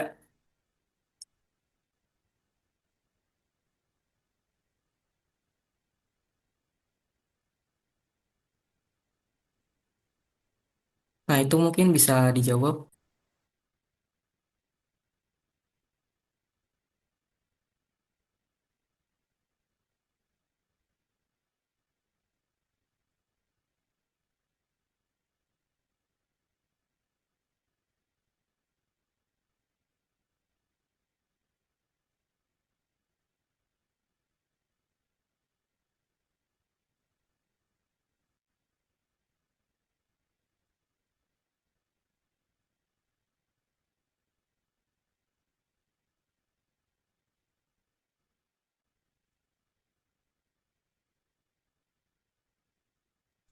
Bagaimana Rika? Ini suara kamu belum masuk.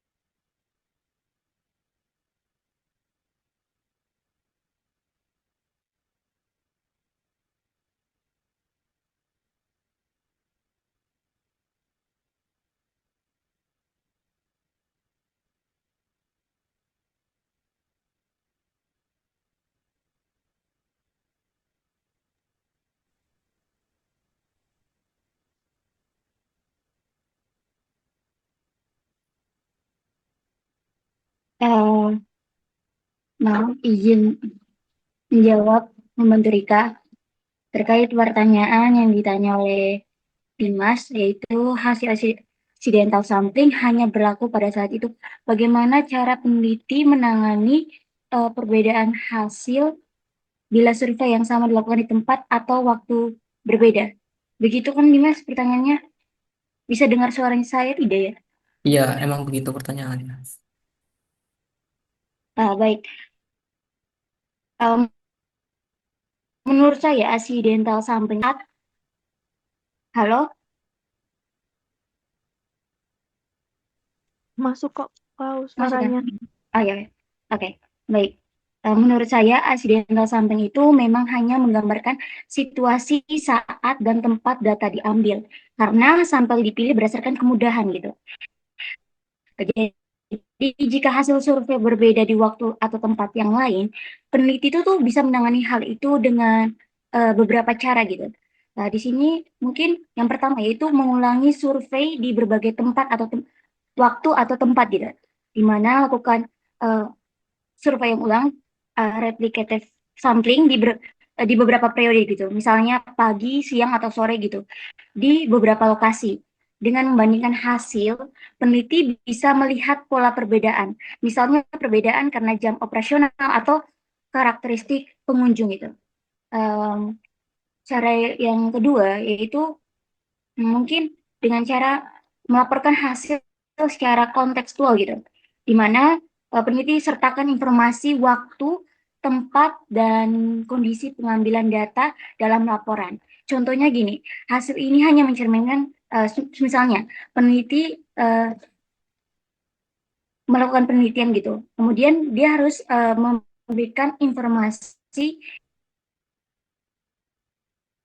yang memudahkan pembaca atau khalayak umum gitu, di mana diberikan keterangan, di mana hasil ini hanya mencerminkan opini pelanggan pada hari kerja pukul 10 sampai 12 di lokasi A gitu. Nah, ini membantu pembaca memahami keterbatasan hasil. Mungkin eh, itu adalah jawaban dari saya gitu. Apakah sudah menjawab atau masih kebingungan ya, Dimas? Oke, sudah terjawab. Terima kasih atas jawabannya. Ya.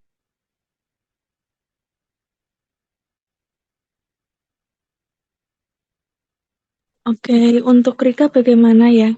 Masih tetap jaringannya susah?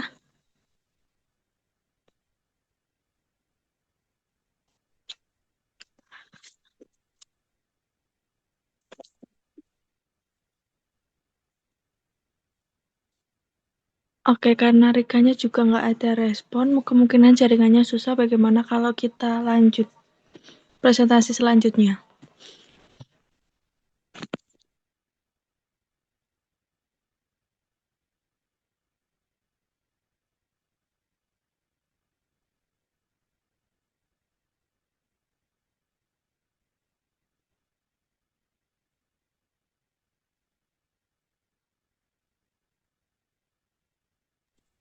Oke, dari teman-teman ada yang mau mengajukan diri lagi untuk melanjutkan presentasinya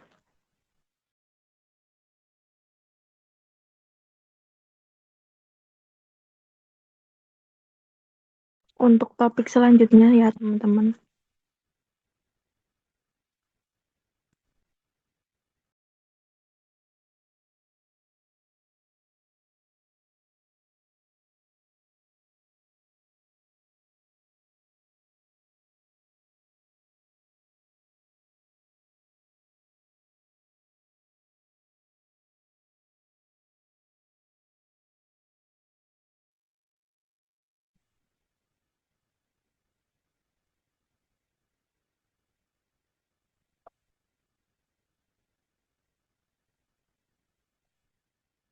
Bagaimana teman-teman, ada yang mau yang membahas kuota sampling? Kalau tidak ada yang mau disepin ya teman-teman.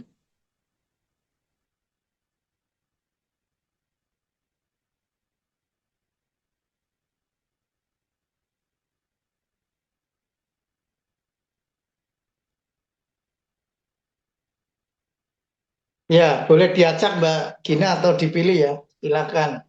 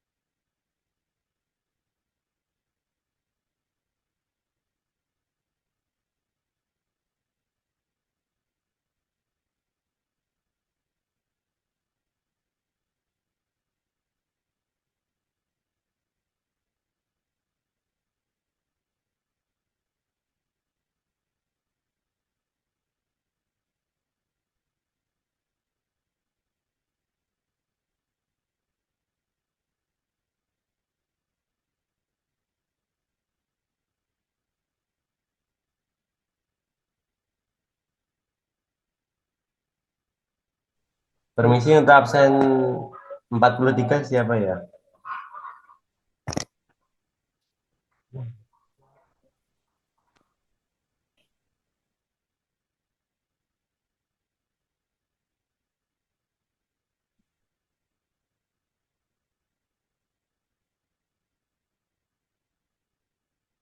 Empat tiga itu Meisha. Untuk Meisha silakan ya.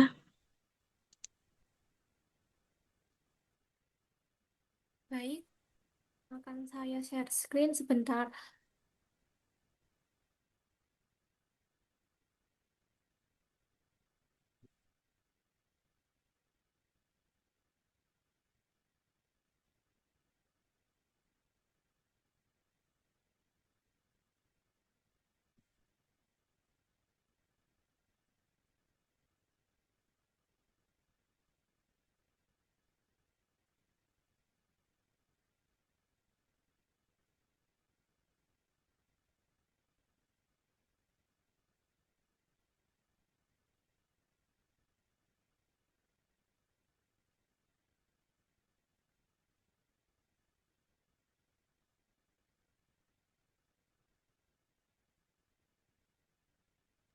Apakah suara saya terdengar? Halo? Dengar. Ya, bisa, Dok. Silakan. Lanjut. Baik, Assalamualaikum warahmatullahi wabarakatuh. Perkenalkan, saya Zahra Trimesya dengan NIM akhir 045. Saya akan menjelaskan tentang kuota sampling.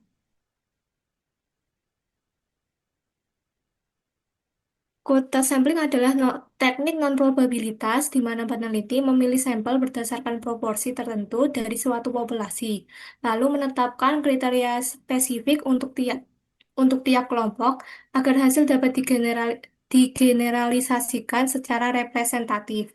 Contohnya, dalam survei kepuasan pelanggan terhadap suatu produk, peneliti menerapkan metode kuota sampling dengan menetapkan proporsi responden berdasarkan kelompok usia, seperti 30% untuk usia 18 sampai 25 tahun, 40% untuk usia 26 sampai 35 tahun, dan 30% untuk usia di atas 35 tahun.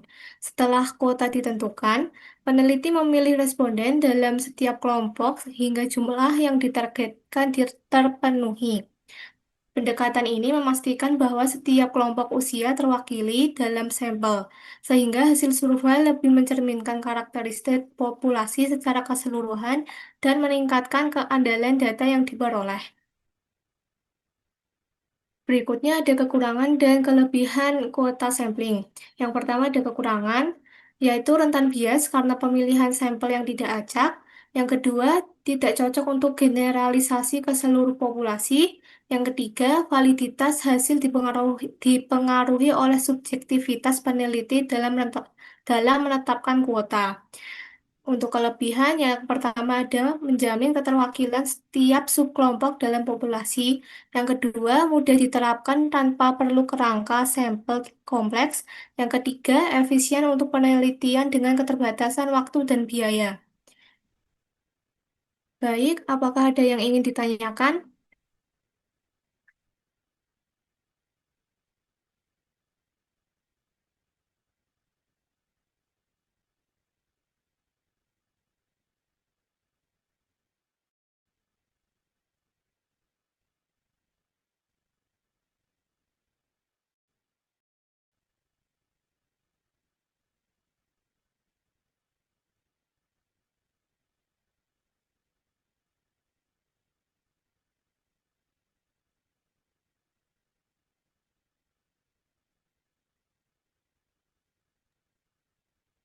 Ya, kalau tidak ada Pak Wali yang tanya. Itu di kekurangan, kira-kira dampak yang paling negatif apa, Mbak? Dampak yang paling negatif Pengaruhnya apa kira-kira? tidak representatif sih, Pak. Tidak mewakili apa? Tidak tidak mewakili semua populasi. Hmm, Menurut saya, tidak mewakili. ya.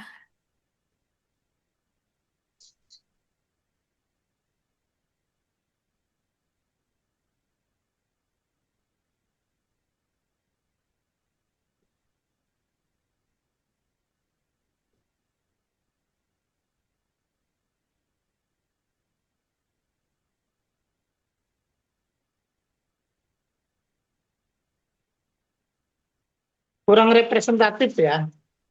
Menurut saya, ya. Ya, karena memang di kelompok non probability sampling ini salah satu kendalanya itu ya, karena kurang representatif sehingga kadang hasilnya juga kurang begitu bagus gitu ya. Ya baik, terima kasih Mbak Zahra. Dari Pak Wali cukup ya. Masih ada lagi kayaknya satu atau dua ya yang belum ini. Snowball dan sampel jenuh ya, yang belum ya. Makasih Mbak Zahra. Baik, terima kasih kembali, Pak. Ya, terima kasih Zahra sama Pak Walid. Untuk teman-teman ada yang mau mengajukan lagi untuk yang Senobo ataupun sampel?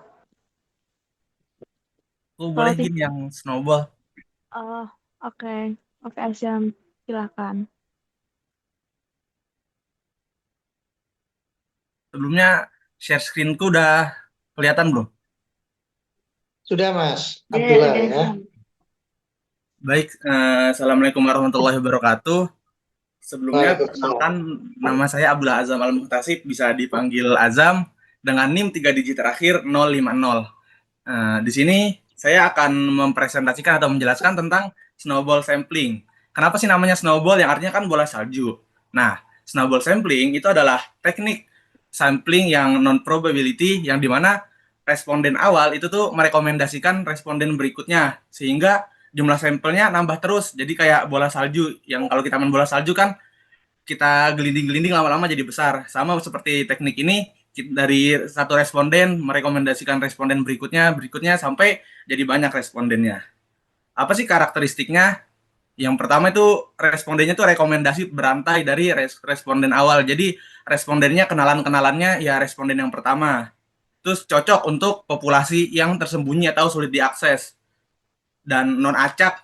Jadi ini tuh apa? Non acak. Jadi ya tergantung circle-circle atau kenalannya si responden-responden yang sempat kita wawancarai aja, dan memiliki risiko bias jaringan. Nah, biasanya kita gunain buat apa sih? Kita akan gunain teknik snowball sampling ini buat populasi-populasi yang sulit ditemuin, kayak mungkin ada pengguna narkoba atau korban kekerasan seksual, atau studi komunitas kayak pekerja lepas online. Jadi kan cara kerjanya kita memilih responden awal yang kita tahu dulu. Mungkin ada contohnya, kita pengen neliti tentang kekerasan seksual dan kita ada kenalan satu korbannya, mungkin kita wawancara itu dan kita minta rekomendasi ada nggak sih kenalan sesama korban gitu, yang akhirnya dapat responden lumayan banyak gitu.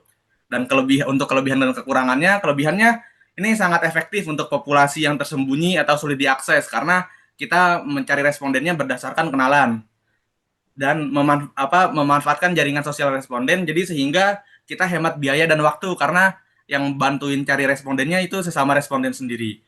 Kekurangannya itu bias jaringan yang tinggi, karena responden cenderung merekomendasikan orang yang mirip, yang ya tipe-tipe aja, jadi kurang merepresentatif, dan sulit menentukan ukuran populasi yang pasti. Jadi kurang lebih itu penjelasan tentang snowball sampling. Terima kasih Pak Walid dan teman-teman semua. Apakah ada pertanyaan atau tambahan atau masukan?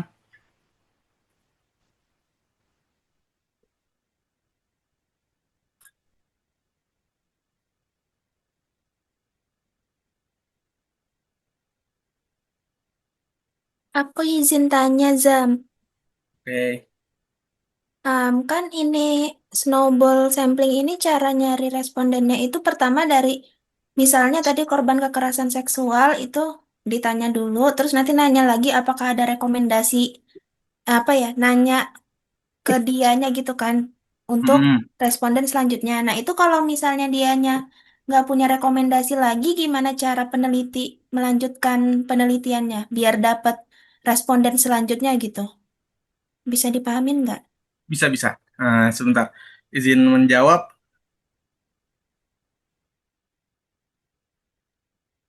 Jadi misalnya responden awalnya nggak punya kenalan, itulah salah satu kekurangan dari snowball sampling. Jadinya udah terputus rantai bola saljunya, atau terputus teknik samplingnya. Makanya salah satu kekurangan dari snowball sampling itu hanya ketergantungan dari kenalan-kenalannya responden saja.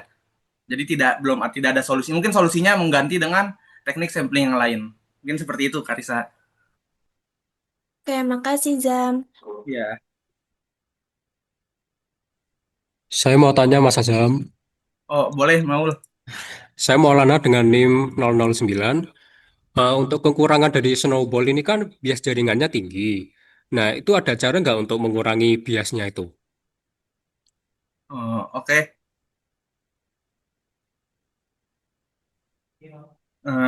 Kan izin menjawab.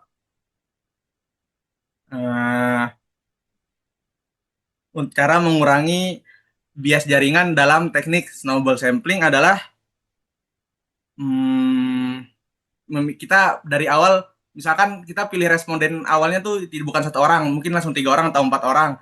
Nah, pas awal kita milih responden tuh kita milihnya dari kelompok sosial atau latar belakang yang berbeda. Jadi biar biasnya semakin rendah gitu, karena mereka nggak terlalu mirip-mirip karakteristiknya.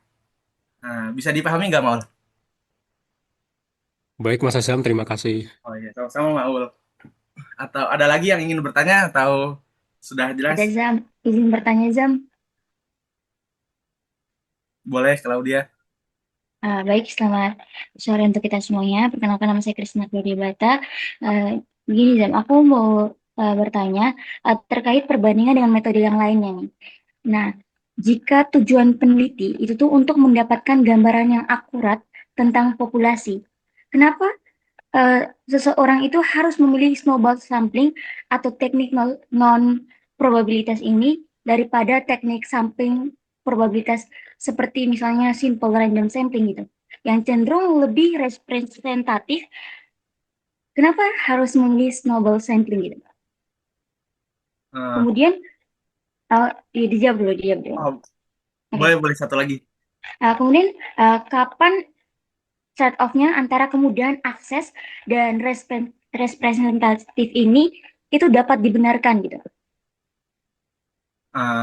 Jadi karena memang snowball sampling ini memiliki banyak kekurangan, mungkin representatifnya agak kurang. Dan kenapa peneliti memilih metode snowball sampling? Biasanya digunakan oleh peneliti-peneliti yang mungkin bukan di lembaga-lembaga yang besar, masih lembaga-lembaga yang kecil, masih nyari responden agak susah, dan apalagi topik penelitiannya tuh lumayan susah nyari respondennya, kayak tadi mungkin korban kekerasan seksual atau pengguna narkoba atau yang lainnya yang kasusnya tuh nggak nampak gitu ciri-ciri ininya, dan kita cuma ada kenalan 2 atau 3 orang doang. Jadi ya mau nggak mau kita cuma bisa gunain metode snowball sampling ini, karena ya kita cuma punya sampling pertama 3 orang, respondennya 3 orang doang, baru kita minta kenalan-kenalan ke orang-orang selanjutnya yang mungkin mereka kenal gitu.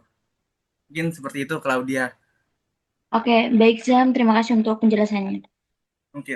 Karena sudah 3 pertanyaan dan saya rasa cukup, saya kembalikan lagi ke moderator Gina. Terima kasih Gina, terima kasih teman-teman dan Pak Walid telah memberikan saya kesempatan. Terima kasih, Sam. Untuk selanjutnya yang terakhir yaitu sampel jenuh. Apakah ada yang mau mengajukan diri?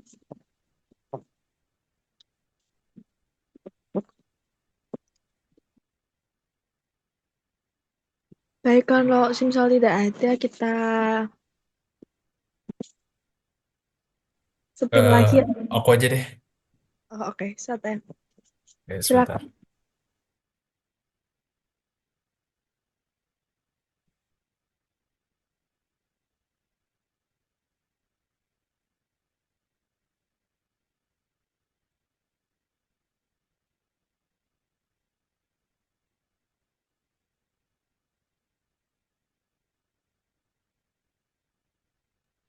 Sebelumnya, perkenalkan nama saya Sotalon Jaludin dengan NIM akhir 029.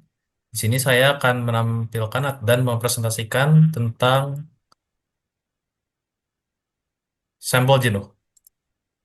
Sebentar.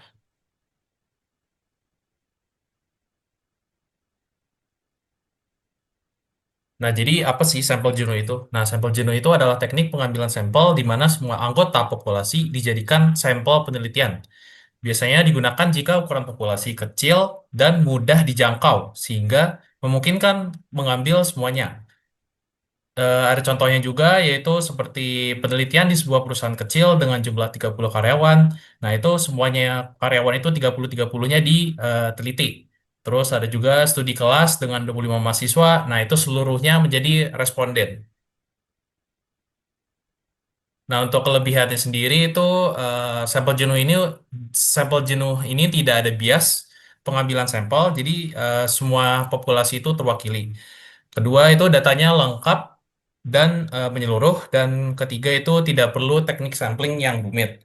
Nah, kekurangannya tidak efisien jika jumlah populasi penelitiannya itu besar. Yang kedua itu membutuhkan lebih banyak waktu dan biaya bila anggota populasinya terlalu banyak dan kurang cocok untuk populasi luas atau tidak terjangkau. Mungkin begitu aja sih presentasi saya. Apakah ada yang ditanyakan?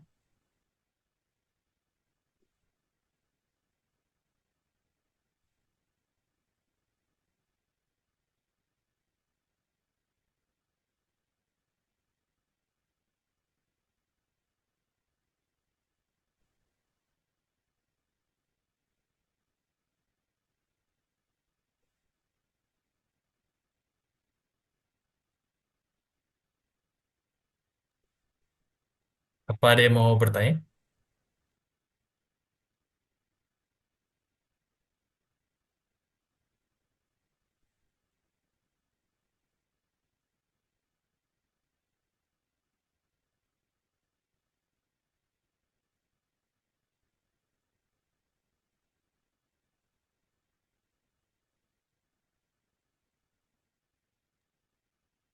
Mungkin nggak ada yang bertanya nih, Gina. Permisi Zata, izin bertanya. Oh, oke, Alfa, apa Alfa? Eh, untuk sampling jenuh ini, eh, berarti apakah sama dengan sensus gitu? Karena semua populasinya diteliti seperti itu.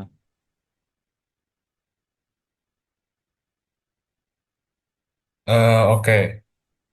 Kan kalau sensus itu kan definisinya semua anggota populasi kecil dijadikan sampel ya. Nah, jadi eh, kalau eh, sebenarnya kalau dari konsepnya itu ya sama-sama meneliti semua anggota populasi. Nah, tapi beda skala dan tujuan. Kalau peneliti contohnya tuh kayak peneliti kampus biasanya disebut sampel jenuh gitu, bukan sensus. Ngerti nggak? Gimana ya?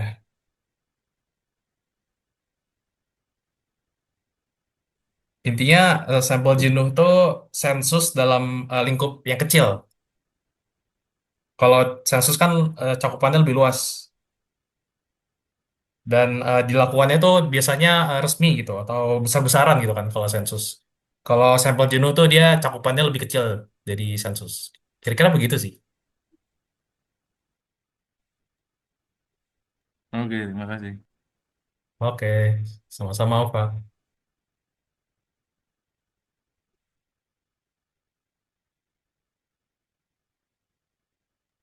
Apakah ada yang mau bertanya lagi?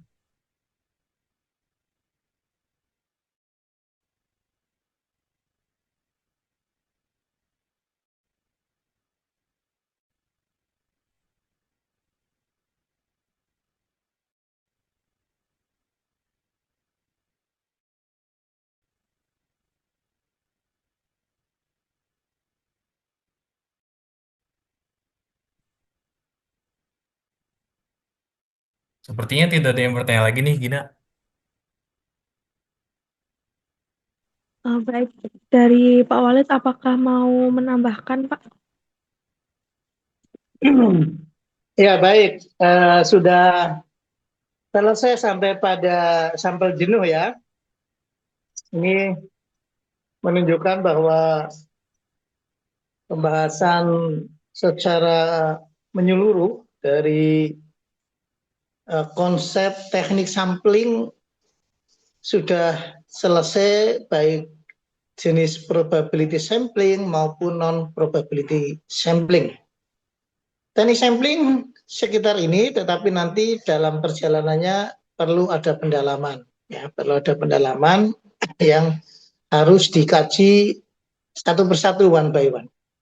Nah, oleh karena itu Pak Wali sudah membuatkan satu tugas ya yang saya kirim di grup. Silakan dibuka di grup.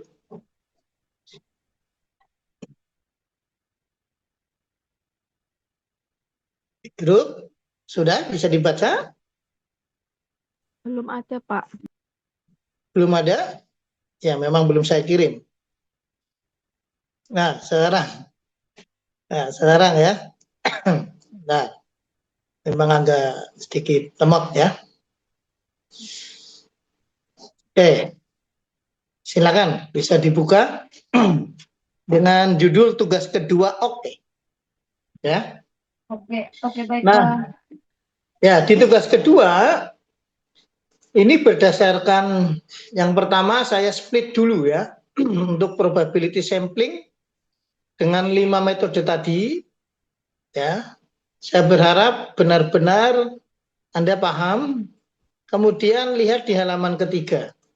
Dari kelimanya nanti Anda saya minta yang pertama carilah aplikasi dan kasus permasalahannya. Jadi aplikasi ada kasus permasalahannya apa ya yang bisa dihadirkan masing-masing di bidang pendidikan, di bidang statistik, kemudian di bidang hukum, di bidang pertanian dan di bidang industri serta ekonomi. Ya, supaya nanti tajam ya. Lalu sertakan contoh-contoh di atas dengan menghadirkan juga data real. Bisa ngambil dari BPS, bisa ngambil dari data di lapangan, baik primer maupun sekunder. Atau minimal data simulasi, ya, data yang dibangkitkan dengan menggunakan program, misalkan menggunakan program R dan seterusnya. Itu bisa menggunakan data simulasi. Lalu berikutnya Anda menganalisis dengan menggunakan program, baik pakai R ataupun SPSS atau Python. Silakan pilih mana yang Anda ahli ya, untuk menyelesaikan kasus permasalahan yang ada tadi. Kemudian yang keempat, siapkan untuk dipresentasikan minggu depan. Karena minggu kemarin kita sudah ada libur, maka minggu ini Pak Walid minta agak ngebut ya untuk mengganti minggu kemarin. Jadi nanti mungkin minggu depan di hari yang berbeda selain Jumat nanti Pak Walid akan memberikan kesempatan Anda untuk khusus menyelesaikan tugas ini sebelum hari Jumat, sehingga nanti itu sebagai salah satu pengganti hari kemarin yang libur, sehingga nanti ada presensi yang nanti cukup divalidasi dan Anda tugasnya menyelesaikan ya. Kemudian siapkan untuk minggu depan kita presentasi hari Jumat ya.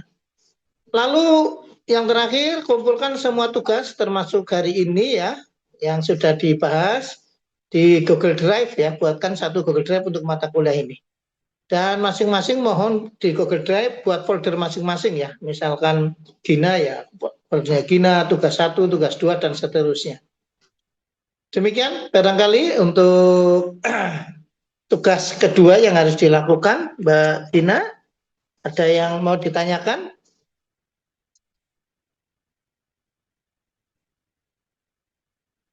Sudah cukup jelas tugasnya ya?